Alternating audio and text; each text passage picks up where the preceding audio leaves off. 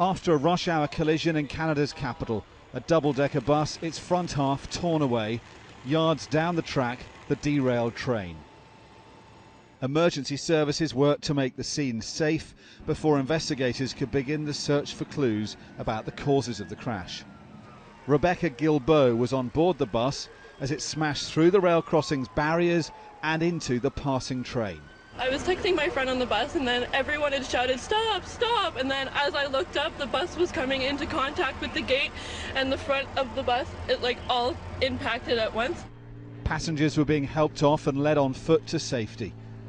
Some of them paying tribute to the train's driver.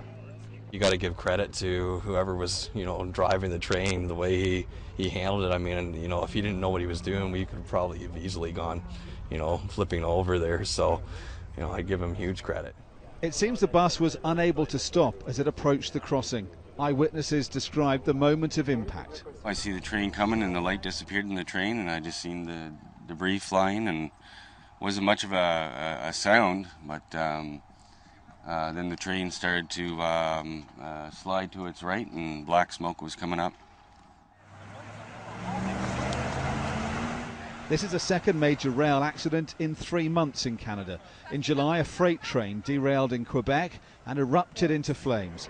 47 people were killed and much of the town where it happened went up in the inferno.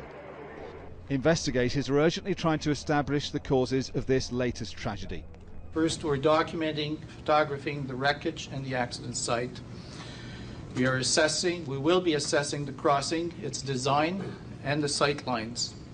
We'll be checking the warning systems and the gates at the crossing to ensure they were functioning correctly.